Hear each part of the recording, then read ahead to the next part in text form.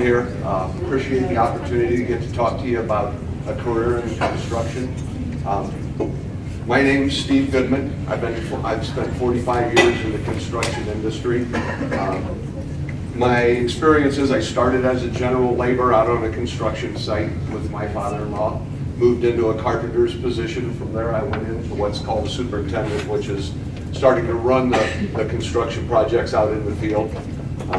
After that, I decided that it was time maybe for me to get out of the field and go into the office, so I went back to school and got a degree at Purdue in construction management, worked in the office of a large contractor doing estimating, ended up taking over the estimating department and the design department, and from there I migrated over into sales, traveled the country doing sales on orthopedic surgery centers for my group.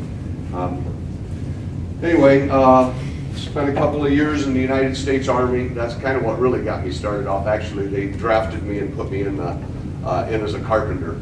So, some of the projects that I've done are. This is the University of St. Francis's football stadium. I did that when Kevin Donnelly first came to Fort Wayne and decided they were going to start a football team. We met one day at a restaurant. He, on a little napkin, he said, "Here's what I want you to build." And he said, "How much is it going to cost me?" And it's like, "Kevin, why don't you give me a few minutes here?" So we sat around and talked a little bit. Said, "Oh, it'd be about $1.5 million without the field." So today they have a state-of-the-art football field. From there, we had to build a residence hall because the football stadium, or the football team, had brought in an influx of students and they needed more capacity for the residence halls. From there, I went over and built their nursing school. St. Francis bought Lutheran's nursing school, combined it, and we did that. Here's a project that I just finished up. I think you guys might be familiar with. Has anybody been to Sky Zone? There you go. I'm on my third one. I built the one here in Fort Wayne for the people. They took me over to Toledo. We built another one in Toledo and just finished open one in Mishawaka about 2 months ago. This is actually Mishawaka here.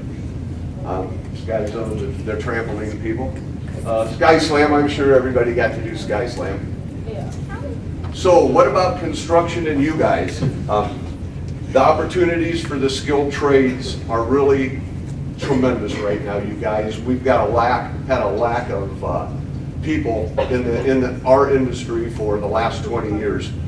Everybody's, their parents, their guidance counselors have been saying, you know, you really need to go to college. That's how you're going to make your money. Well, there is opportunity in other places, and that's what we're here today to talk to you about. In the construction field, over the next 2 decades, there will be 13,000 construction jobs just in the Midwest. Over 2,500 of those construction jobs are right here in Northeast Indiana. It's expected to grow by another 19% up and create another 1,700 jobs. 20% of the people that are in the trades today are either at or near retirement. I actually just sold, my brother-in-law and I just sold our company about 6 months ago to another company, Mosaic Building Solutions, and we're retired. I've had several of my friends that got into the trades with me today that are gone. They retired in the last couple of years. So there's a real need for people that want to be skilled tradespeople. The average wage for a construction worker in Northeast Indiana is $55,000, and the average of all jobs in Northeast Indiana are $47,000. So it pays above average. Hit the wrong button here. What type of jobs are available in construction? Well, there's a general labor, which is an unskilled. It's the guy you see digging the ditches and hauling the trash out. There's skilled laborers, and behind them, I'll let you guys look. You can see the wage scale ranges that are there. General laborers, they're oftentimes they can operate equipment, a bobcat, things like that. Carpenters are typically your all-around general guys. They do a lot of the work. They put the ceilings in, they build the walls you see, they pour the concrete, they lay the carpet on the floors. Fairly well trained.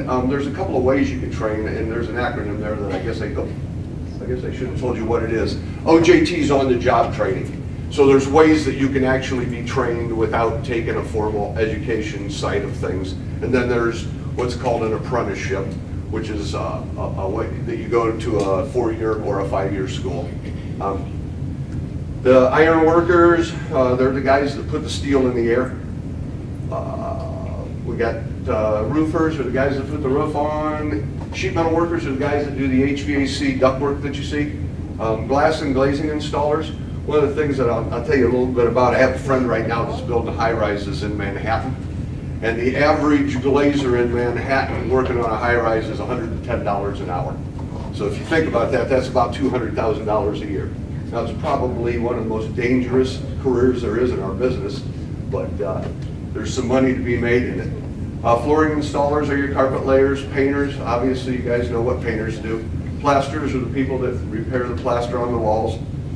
Plumbers, HVAC, these are the guys that put the infrastructure in for the heat and the plumbing for the restrooms and other things. Fire protection are the people that put the sprinkler systems in. And electricians are the guys that make the rooms light up. So what's involved in the trades apprentice programs? First off, you have to have either a high school diploma or an equivalent.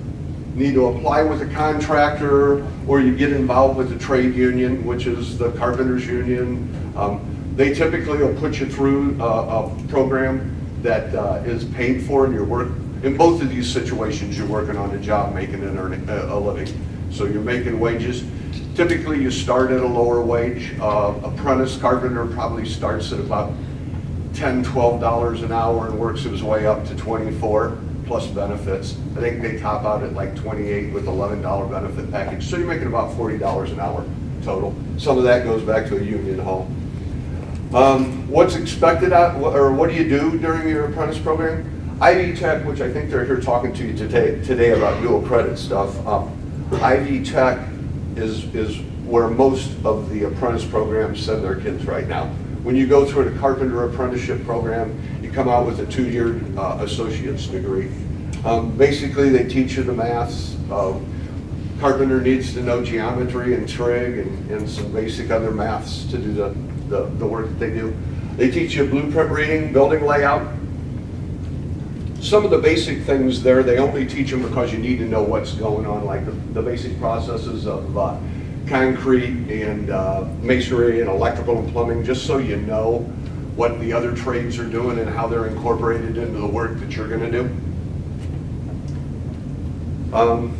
The job site career path, when I say job site career path, I'm talking about if you go out and work in the field, where are you going to end up someday if you want to create a bigger, broader career for yourself.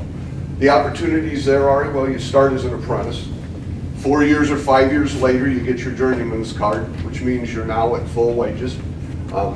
Then you might go to project foreman. The project foreman may have a half a dozen carpenters working for him, or plumbers, or HVAC people.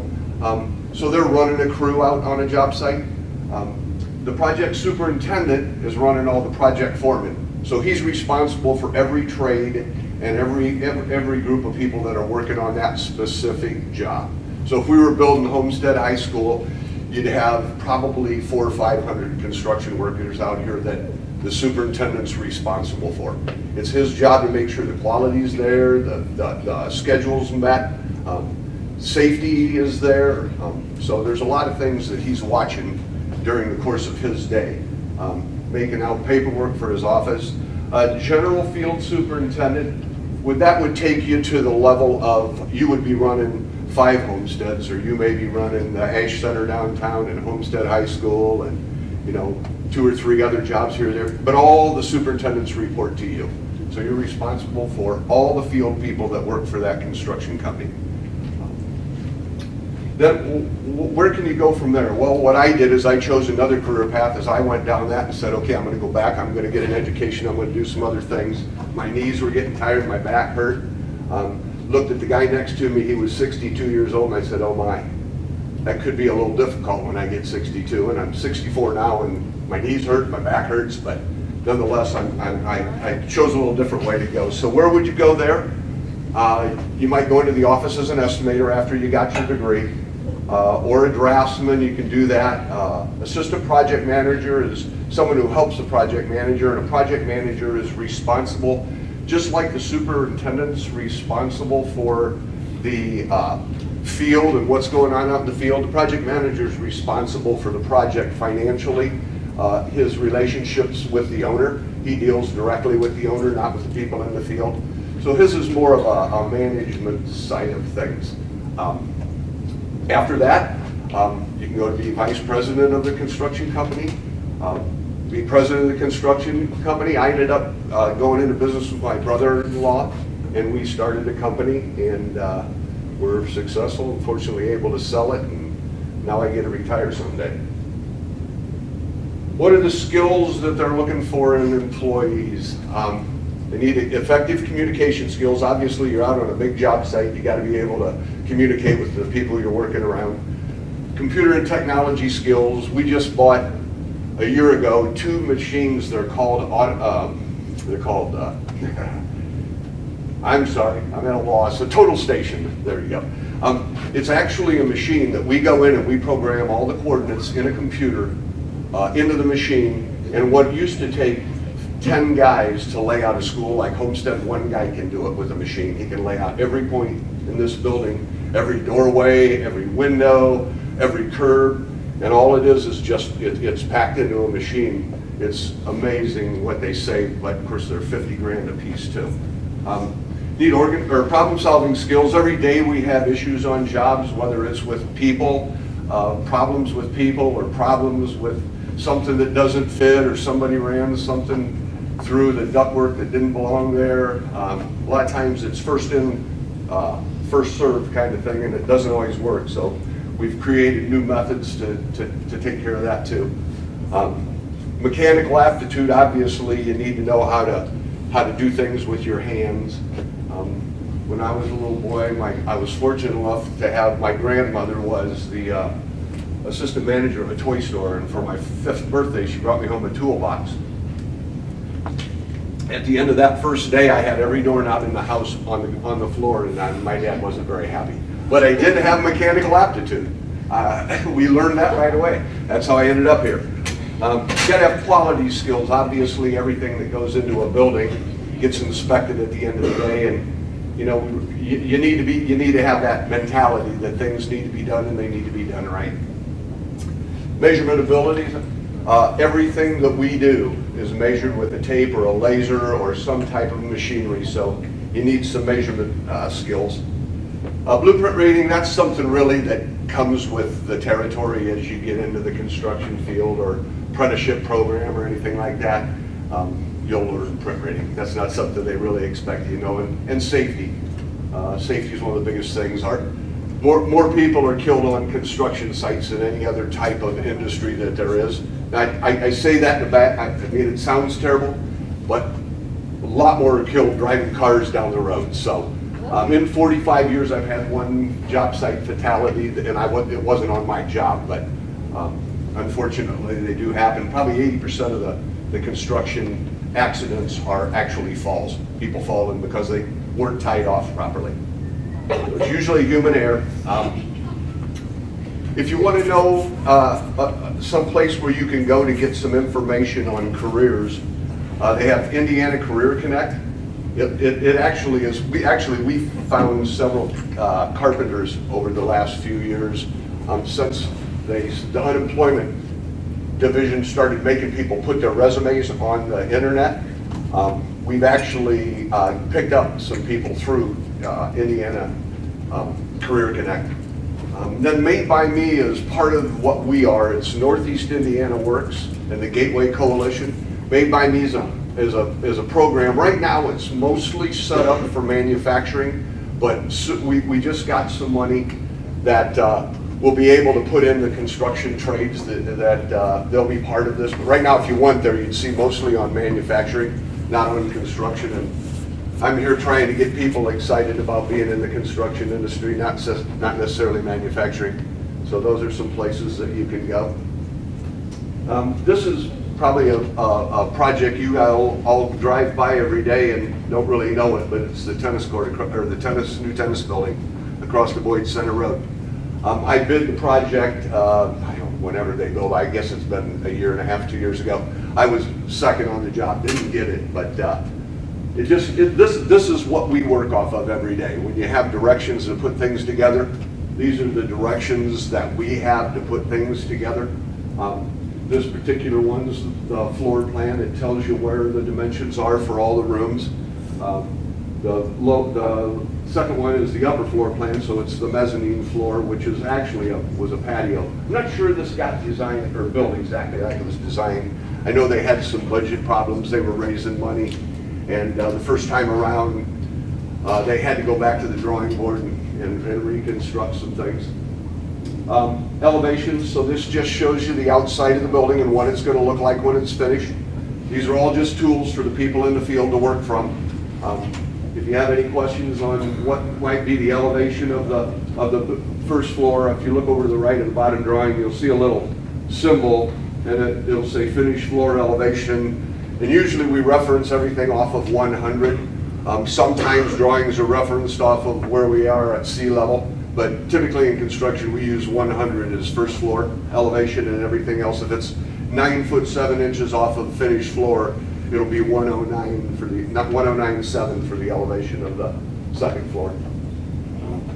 That building was intended to be a brick building at the time, but I think it didn't end up with like a whole lot of brick on it. This is a wall section through the building.